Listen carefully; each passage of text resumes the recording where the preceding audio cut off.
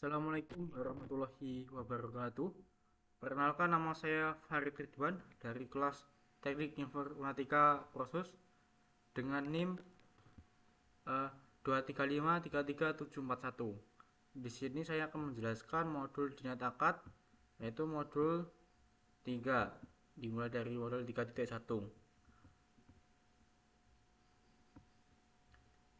Yang pertama adalah dasar-dasar komunikasi.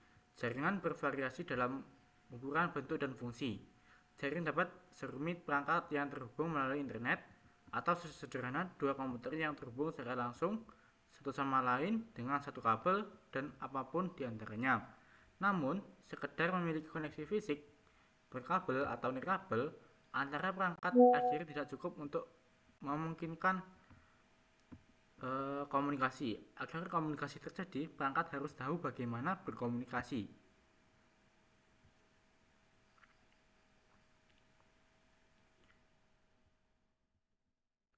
Ini analoginya, yaitu orang-orang bertukar ide menggunakan berbagai metode komunikasi. Namun, semua metode komunikasi memiliki tiga elemen yang sama, yaitu sumber pesan atau source. Sumber pesan adalah orang atau pemilik atau perangkat elektronik yang perlu mengirimkan pesan ke individu atau perangkat lain. Kemudian ada destination, tujuan pesan, alias penerima dari pengirim. Tujuan penerima yaitu untuk menerima pesan dan menafsirkannya. Kemudian adalah saluran, atau kalau dalam bahasa Inggrisnya channel. Ini adalah media yang menyediakan jalan sebagai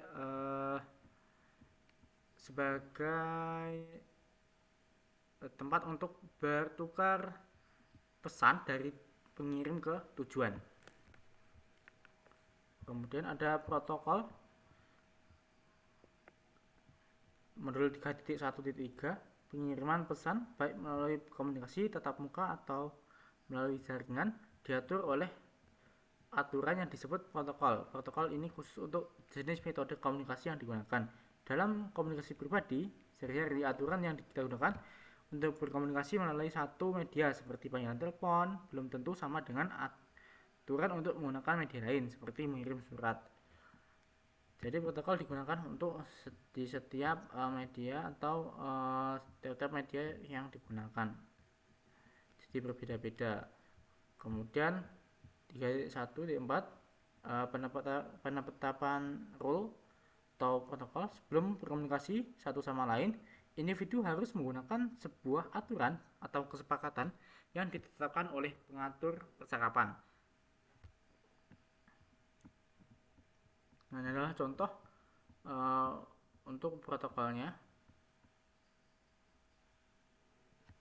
Nah, ini adalah contohnya, tidak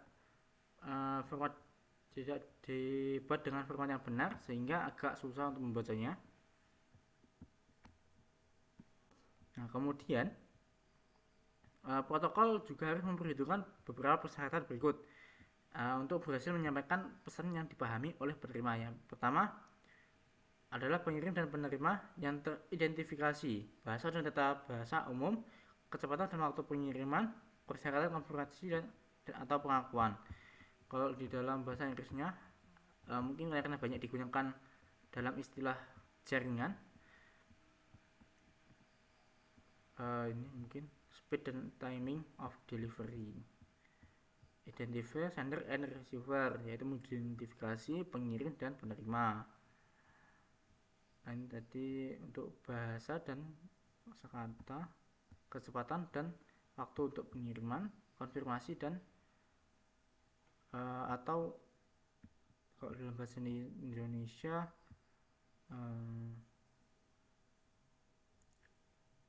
atau pengakuan.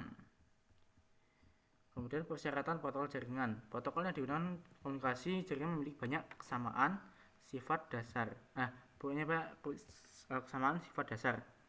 Selain mengidentifikasi sumber dan tujuan, protokol komputer dan jaringan menentukan rincian tentang bagaimana pesan dikirimkan melalui jaringan protokol komputer umum mencakup persyarat berikut, yaitu yang pertama adalah pengkodean pesan atau encoding, kemudian formatting dan encapsulation, format pesan dan encapsulation, ukuran pesan dan timing pesan dan delivery, opsi pengiriman. Yang pertama, message encoding. Langkah pertama dalam mengirim pesan yaitu di encoding.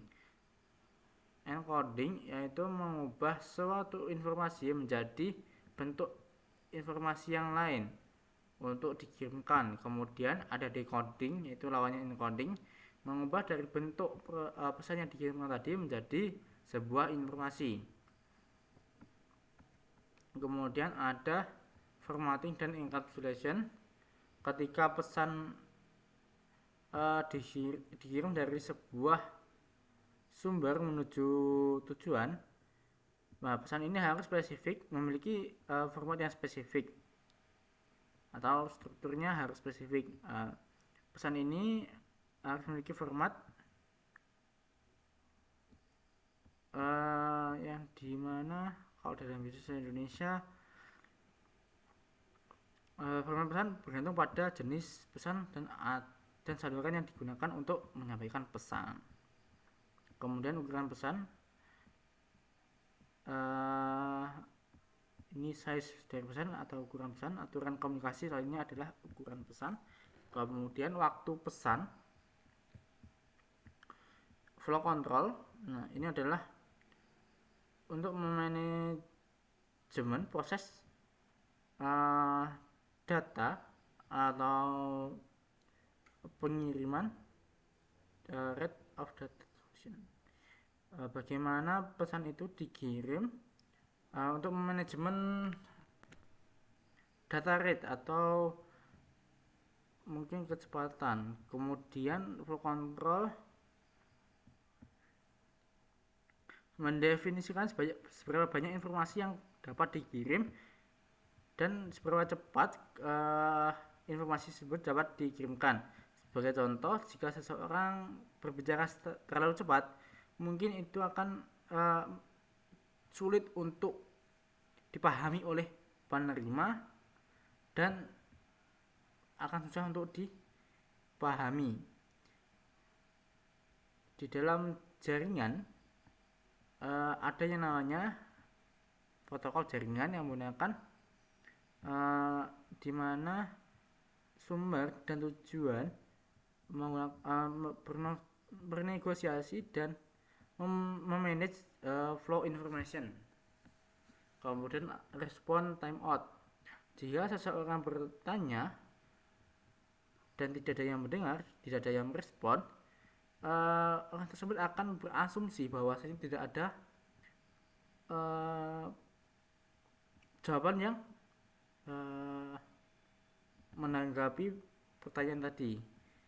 Nah, orang tersebut mungkin akan mengulangi pesan tersebut. Nah, di dalam jaringan, sebuah host dalam suatu jaringan menggunakan protokol yang dimana protokol tersebut dapat menspesifikasikan seberapa lama dan seberapa lama dia akan menunggu respon dan apa aksi yang akan diambil ketika dia responnya tidak diterima atau tidak ditanggapi. Kemudian ada access method.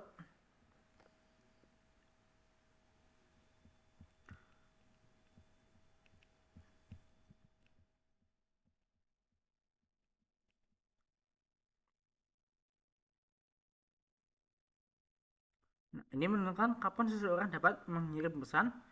Nah, ini untuk contoh videonya. Nah, ada dua orang yang berbicara pada saat yang sama. Kemudian terjadi tabrakan informasi dan keduanya harus mundur dan memulai lagi. Demikian pula ketika perangkat ingin mengirimkan pada LAN nirkabel yaitu interface antarmuka atau NIC, WLAN harus menentukan apakah media nirkabel tersedia. Kemudian ada opsi pengiriman pesan. Itu suatu pesan dapat disampaikan dengan berbagai cara.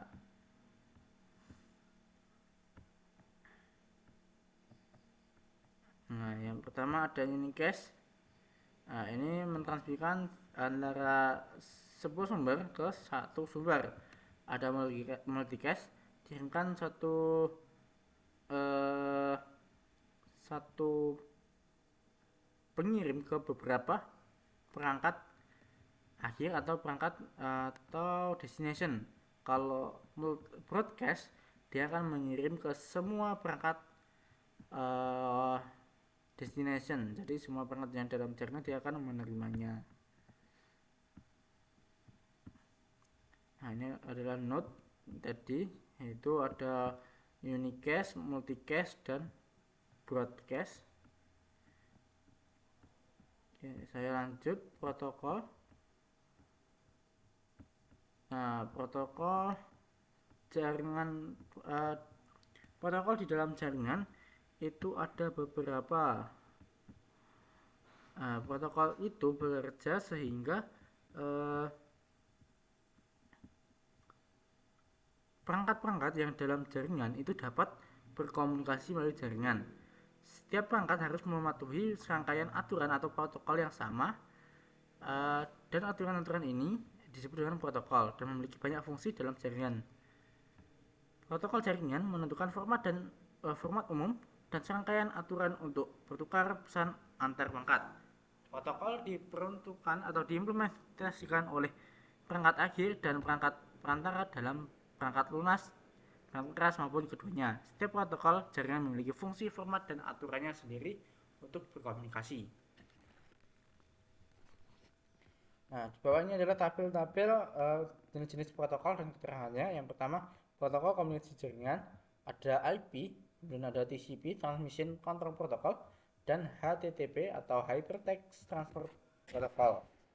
Dan sebenarnya masih ada banyak lagi.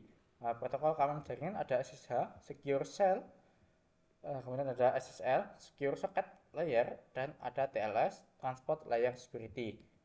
Nah, ada protokol routingan, ada salah satunya OSPF dan BGP. Kalau OSPF Open Shortest Path First, kalau BGP Border Gateway Protocol. Kemudian protokol penemuan layanan ada DHCP untuk contohnya, dan DNS. DHCP Dynamic Host Configuration Protocol, dan DNS Domain Name System. Nah, untuk DHCP ini menampilkan alamat IP otomatis, dan DNS untuk mengubah dari alamat domain menjadi IP maupun sebaliknya. Kemudian fungsi protokol jaringan. Nah, di sini dari gambar ini pengirim atau source dia akan mengirimkan suatu pesan melalui sebuah jaringan menggunakan protokol IP versi 4. Kemudian si router ini dia akan meneruskan pesan ini karena dia memahami bahwasanya dia berkomunikasi dengan IP versi 4. Kemudian si server ini akan menerima pesan karena si perangkat ini, komputer ini, dia akan menerima pesan karena dia juga memahami alamat IP versi 4.